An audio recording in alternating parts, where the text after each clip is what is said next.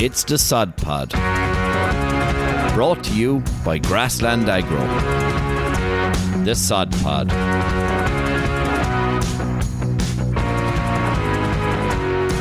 Hello, and welcome to episode 12 of the Sod Pod. In the last episode, we were joined by Simon Delaney, and he talked about being an agronomist with Grassland Agro and about the dairy partnership that he's involved in. In this episode, we're going to go and have a good chat about reseeding. I suppose many of the points about reseeding are very obvious.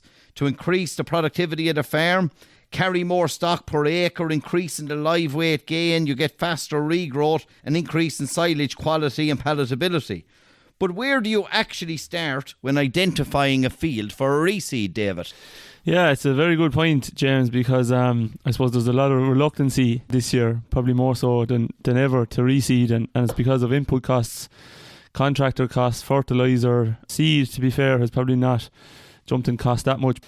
Look, it is more expensive, but for all the points that you said, you know, you've better growth rates, better quality silage. You're growing more forage within the farm system, which is key, James. So look, that is the reason why I suppose there should be more reseeding going on farm. But look, I suppose trying to identify where to go reseeding is key. Not every farmer is measuring grass, that's fair enough, but there's a lot more indicators within the farm system, you know, that can identify where to go about a reseed. So look, the first one is the amount of perennial ryegrass in the sward, and that's very easily going to be identified by a purple base at the base of that plant. You're going to see your weeds in that, fields that have a lot of weeds in them, for sure and certain not producing their potential. Then the other one is the rotation length. If you have a long rotation between grazings, for sure and certain there should be maybe think about putting a reseed in there. And then the other one is the number of grazings you get within a paddock on the farm, John. So they're probably maybe the key indicators of candidates for reseeding. Yeah, definitely the weed ingress and the performance of the sward. Even though maybe there isn't the whole country measuring grass, I think every farmer has a fair idea if they're operating a paddock system. Now listen, if you're set stocking, going to be that little bit harder, but most dairy farmers will have a really good understanding. Maybe they're getting to this paddock 6 times in the year and maybe getting to another paddock 10. So like a lot of that though is, and what's really important and what I always find about reseeding is that we don't maybe investigate the rationale behind why a paddock isn't performing. So we just identify it's not performing and then we decide we'll reseed it. But we never look at the soil sample. We never say it's not performing because my pH is 5.5, my phosphorus is index 1, my potash is index 1. And to be honest, that's probably where we should be starting when we're trying to increase the productivity of swards as well. It's normally, John, a case that that field hasn't been ploughed in a long time. I might have a look at it there. Do you know, but that's time, really that's what happens, like, do you know, but But if you've got a field then that's not performing, John, so we're going to go back to that point. There's no point in actually reseeding it if it's not performing, if you've got these really low indexes. So you're talking really here about building up these indexes to give that reseed its chance. There's no point in... Yeah, and if you take that example, if it and it's not always the case, but if it is because of poor soil fertility, poor soil structure, what you'll find is that as you start to build that in the soil, you'll actually increase the perennial ryegrass content of the sward. So you'll kind of increase the amount of those good, valuable grass varieties in that particular paddock. Whereas where you really see this now is in kind of continuous or dedicated silage ground, maybe 1 or 2 cut. That's a little bit far away from the farm, and some of those days are only lasting maybe 5, 6, 7 years. And you know, everyone's talking about persistency, but I remember listening to brilliant speaker on soil fertility before, and he said the quickest way to kill perennial ryegrass is by having poor P's and K's. Do you know, so it's that important. Generally, we find that's that a lot of grass farmers nearly feel like they're tillage farmers because they have to go in and reseed maybe every 6-7 years. But if you're not looking after them, then you're not going to get the persistency, and that probably comes up a lot chatting to different people in the trade. They're talking about, you know, is the persistency of these new varieties is good?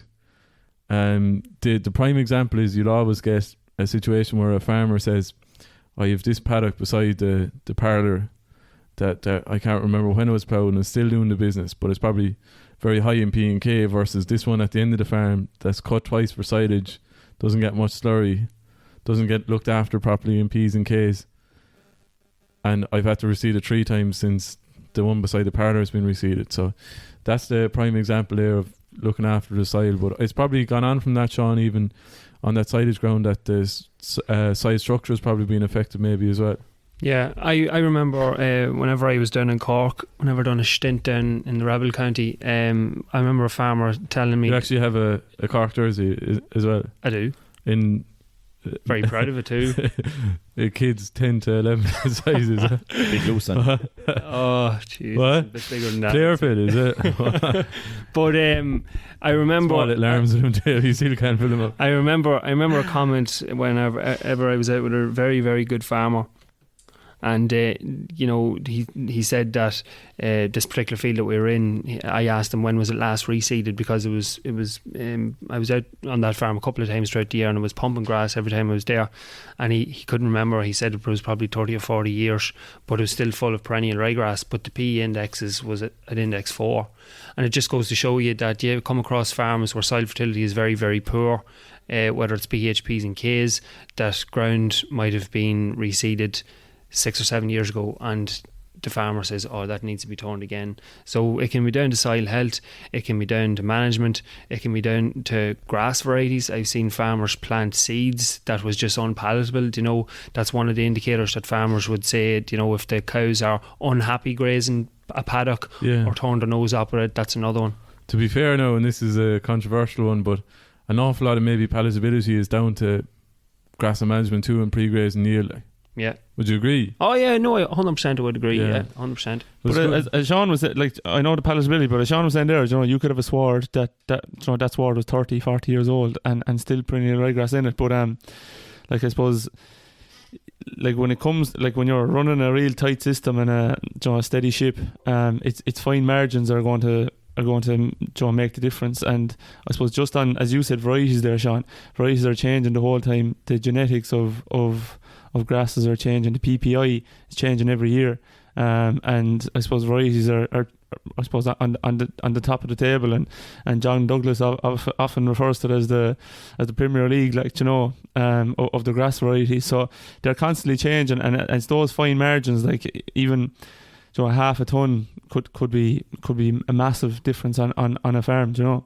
And one of the things, I think one of the figures that is used, or one of the key points whenever people is trying to promote reseeding, is that you get a 25% increase in the nitrogen efficiency of the crop. And if you take that this year, say if you're spreading a round of nitrogen and it's costing you €40 an acre, 25% of that is roughly €10 an acre. And if you're spreading that 3 or 4 times, 5 times, 6 rounds, 7 rounds throughout the year, that could be €80 potentially an acre that you've wasted, or you haven't got the bang for your buck. And there's a lot of talk about people not reseeding this year. Well, based on that maths, it'd be crazy not to reseed, because next year is going to be higher prices of fertilizer than is the normal. So that's going to continue into next year. So 2 years, by making a bad decision not reseeding, you could have it paid for, more than paid for. Yeah, absolutely. It's one of the ones that we see big time from doing the silage cutting ways, that really you're identifying what's underperforming, because in a grazing situation it's very easy to see, even if you're not grass measuring, we're talking about if you're grass measuring, it's on pasture based, but in the silage situation maybe it's much harder to identify, because really and truly you're probably going to see most of it as it comes into the pit. Like, you're not really taking account of how many trailers are going in or whatever, so cutting away in is very valuable. And you can see the variation between maybe double the crop on the underperforming stuff. Like, so you're talking about a 5 ton crop maybe on the poor stuff, and up to 10, 11 and 12, and you finally managed to get to those numbers this year as well, Sean. I know last year you were struggling in around 6 or 7, but you've seen some of those big crops this year, didn't you? Yeah. I seen big bumper crops this year, John. I seen big bumper crops last year, but I think that dry matter was slightly a small bit lower in Cavan Monaghan last year than it was in the sunny southeast. Just on the dry matter, Shani, was it? Well, yeah, maybe I have bad eyesight, but it could be the eyesight as well. I was reading the scales wrong.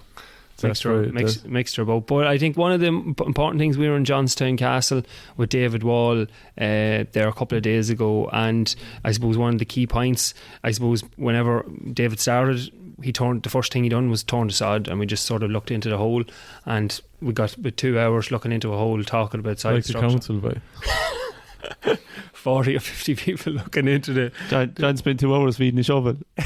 you were breastfeeding, you were sitting straight. So you swallowed it narrow, and so he's bent over completely. But it's one of the indicators that should be used. You know, we talk about looking at PBI, we talk about looking at our soil samples, actually going out and turning the sod and that statement that David Wall came out with, Sean, the last soil compaction is one of the biggest threats to agriculture. The biggest threat, yeah. Something else, isn't it? Unreal.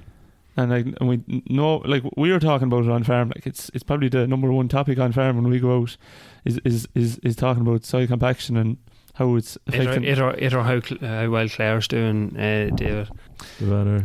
Yeah, it's probably definitely swaying towards Claire now. Right? We just better mention it, briefly mention it, a few matters that arose in the last episode. John correctly guessed the score, the full-time score, draw. Well, yeah, the 70 minutes. 70 minutes, he predicted a draw. Well done, John. What was your prediction, Jim? I predicted a Limerick victory by 7 pints. I was technically nearer to the point than you, because you did predict You're going a as Clare well as victory. Sheedy now, by Sheedy's having some tough days at the office there in the Sunday game, by I tell you that you did you must be texting each other comparing notes. But but in fairness, like, we're delighted to get to win the last day, Dave. I think which one you were asking, maybe we had a great win in the football. We're in the football championship longer than Monaghan, and we're marching on into the All-Ireland semi-final now against Kilkenny.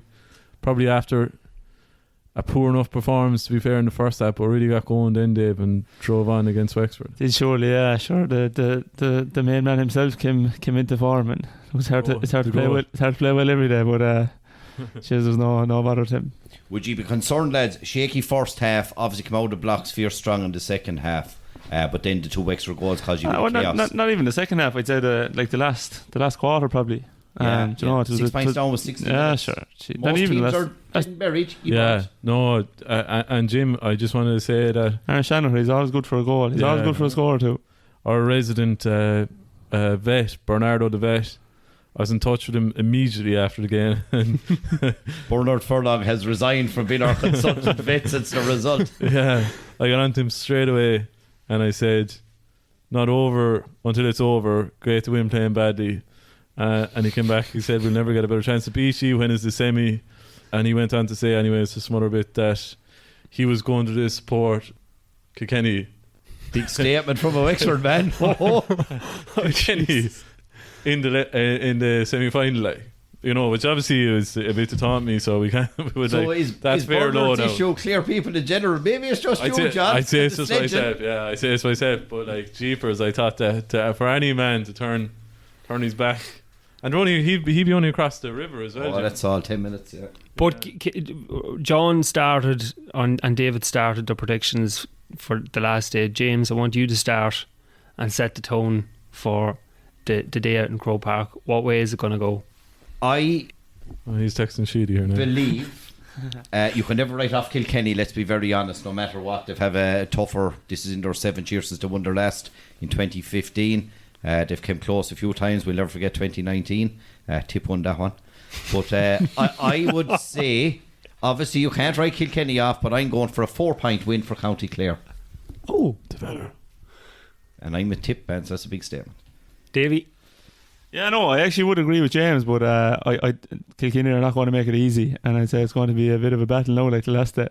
But 3 or 4 point win, and I'd say it's going to be one in the closing few minutes.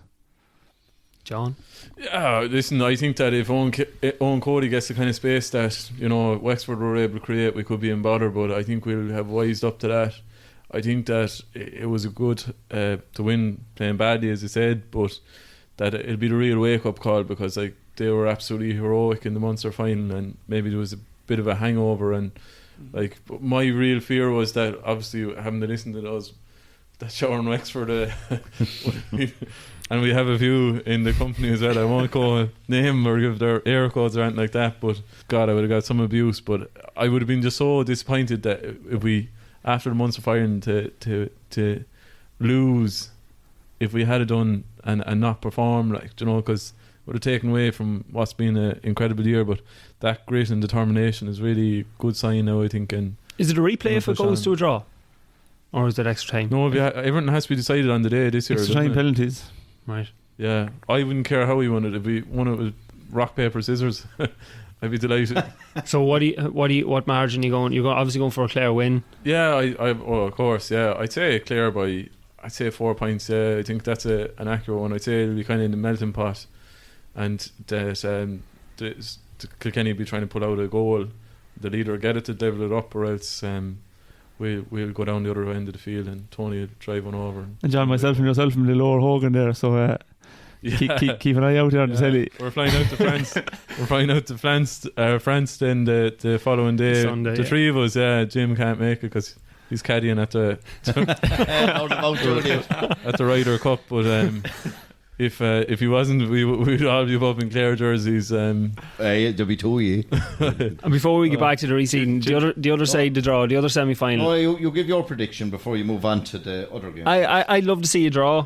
There's no such thing. There's no such thing. I draw for 70 minutes. Yeah. Two of them into the final as well. Yeah. Look, I think that if it's, I like the way Clare, whenever they had such a bad game up until whenever the game was there to be won, they actually stepped up and they grinded out a result. Yeah. So they have it in their locker. They just need to do it for 70 minutes. But yeah. We did the same in the football. Did you see that? No, I wasn't watching Clare. Corfin man, Jambo, done the business. Jim Malone, solid point. The other side of the draw. Other semi-final. Other side of the draw. Look, there's no hero, I suppose, Limerick betting against Limerick. Sure, there's not. No, betting for Limerick, but I'd love to see Galway do it now, to be perfectly honest. But before we move on as well, then another Clare woman in Kilkenny is Eva Hayes, and from Kilrush, big friend of yours, there, big listener to the show down in Killalton. Yeah, she was they were having their 50th anniversary and their open day there on Saturday the 25th. 25th, yeah. Yeah, 25th. Saturday, 25th of June, yeah. Eva's very heavily involved in tomorrow, yeah, Jim. Eva's very heavily involved in organising that, and look, it's a big one for Killalton with the 50th anniversary. And Eva was actually in college with myself and Simon Delaney down in Waterford, so we know her fairly well. And great stuff. So look, I suppose everything, there's beef, sheep, dairy there. Tractor driving competition, I think. Is it? Yeah. Go on, they have it all. Pat Corbett is going down. He wasn't, but he's going out. They have to. I think there's an age limit, and Pat will probably go down as you. Do you bring her on, or the tractors will all? I don't know. Sure. But my prediction anyway on Limerick Galway, of course, there's no heroes here. Limerick hot favourites. I think they'll win it by 7, but I think we'd all be rooting for Henry. We'd all be rooting for Galway as well. He's liable to get a big show out of him. They owe him something back now, and I'd like to see if Galway could step up to the plate and give us neutrals a great match to look at, and you never know. Yeah, so Galway have absolutely nothing to lose at all, so it'll be a fair battle. Yeah. No, listen, Galway will always have a cut now, and they have a good side. In fairness, I think Carl Mannion on his day is as good as Cian Lynch. I think if he was playing on that Limerick team, he'd be the best. Cian Lynch be back, will he? I don't know. Sure, they were said that Peter Casey will be back for the Munster final, but geez, we better move on. But just Shawnee got a wise word first. He has to get his prediction in. I know it's big ball. I'd love to see a tighter match than 7 points, but look, I don't know. I just loved. I wouldn't like to see in either semi-final. I wouldn't like to see any team running away with it. Yeah, because if it's tight, it's going to make for a very good final, I think. What about Clare and Derry, Shani? Clare and Derry in the football? Clare and Derry. Yeah. I think Derry will just edge it, Davey. Sorry to break your heart, but I think. But I'm looking forward to see how what's going for the double. performance. We're going for the double. Well, if we could move on from the GA hour here. Yeah. We might go back to reseed. Jim, we do that in the next episode. That's what we say. Jim is going digging sods in Mount Juliet. Is it in 2 weeks' time? Yeah, he's going looking after the. Jim will be going around with the microphones we have here interviewing lads for So lads, a lot of the farmers we deal with in our derogation now, it's past the 31st of May. They can't take the plough out of the shed. Non-derogation farmers can. There's obviously a place for turning the sod. But we have to sort of, I suppose, understand why we need to do it and not just be doing it for the sake of doing it, and something that we always would have done. What would you be advising farmers? What cultivation method? Is there one in particular that you be going for, or does that matter? Is it more got to do with a bit of moisture being in soil, good soil seed contact, and getting the P's and K's on whenever you're sowing it? What's your sort of top tips for going forward? I think the climate is going to be a dictating one, Shawnee, because, as you said, if you've moisture there and heat in the soil, it's going to give every opportunity for that seed to germinate. Like, be it the plough or a disc or a mint hill, personally I don't think does any difference really.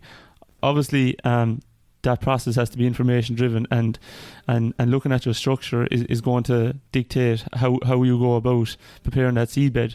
But once that seed gets good contact with the soil, and the conditions are right, so there's moisture there and heat there, and again optimum soil fertility, it's going to be key, because like if we've indexed trees for P and K, and pH is fairly good, we're starting off at a very good place. Also, if the soil structure is relatively good, so that gives every opportunity to do a mint hill, and also maybe go with 2.5-3 bags of a compound, a 10-10-20, or Nutri-Start or something.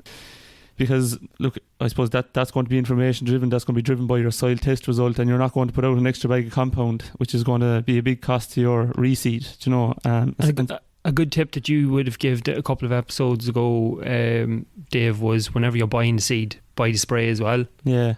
I thought that was a good one. Yeah, because it could creep up in you, Johnny, very quick. You're talking maybe between 4 and 6 weeks probably you're going to go with your post-emergence, and so you don't feel that coming around either. Like, and you could walk out in that field today, and 2 or 3 days time, like, those seedling docks or whatever the weed is, so they could be established and ready to take off. So you need to I suppose be very strategic with your timing, and you don't want to be going ringing a contractor and he's coming this evening and you're running around the place looking for a post-emergent spray.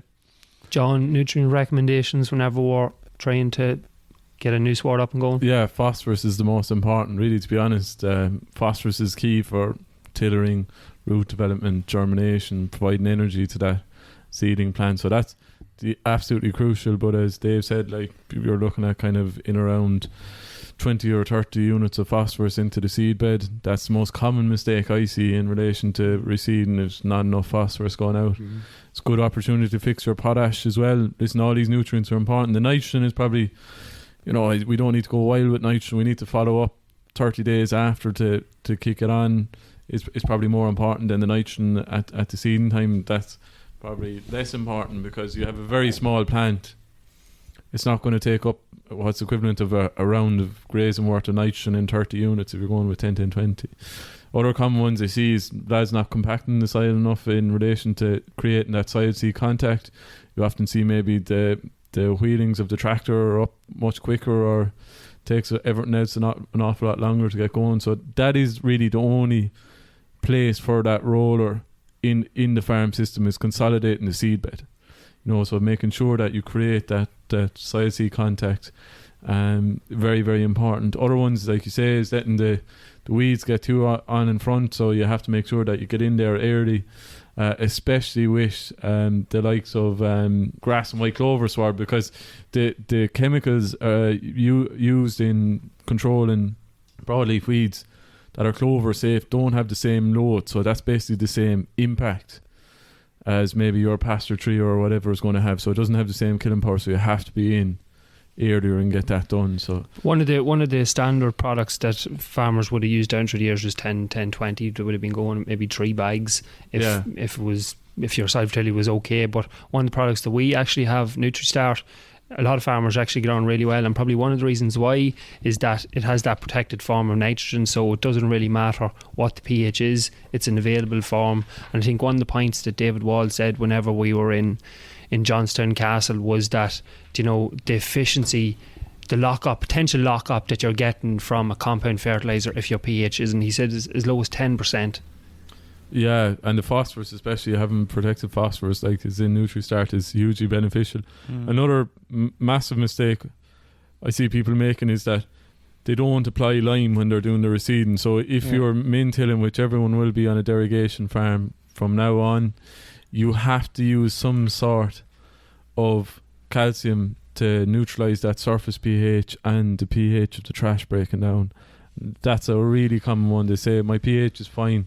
You need to go with lime, either a ton or a ton and a half, even if your pH is perfect, to neutralise the pH of the trash breaking down. So that's very, very important. But it is. The lime is extremely important, and just even from where I'm from, and John, you know where I'm from, like there wouldn't be a whole lot of reseeding going on around the place. But one particular farmer there, Alan Cahill, he actually does a good bit of reseeding every year, like he'd be doing a proportion of the farm. But he never put out a liming product ever. Just it wasn't common practice when he was reseeding. But went to 3 bags of a granulated liming product, and so he's every time I meet him, he says it to me like, you know, the difference it has made in the establishment is it's unbelievable. Massive. Yeah, I think just before we go, to shout out to Kildalton, and best of luck with that. If anyone's get in touch with Eva or her secretary, Niamh Lee, then do so. And that's great, lads. Sound for that. Just a couple of takeaway points. So when you identify an underperforming field, probably maybe the first visual, check for the amount of perennial ryegrass in the sward. But before you go reseeding, let's go in, check the soil samples, solve the soil fertility and the structure. Get the P's and K's and the pH right. When you have spread your seed, compact the seed enough for soil to seed contact. Mind yourself out there. Farm smart, farm safe. Hey, thanks for listening to the Sod Pod. We hope you enjoyed it. To find out more, head over to www.grasslandagro.ie or check out our social channels: Facebook, Twitter, Instagram, LinkedIn and YouTube. That's all for this episode. See you next time.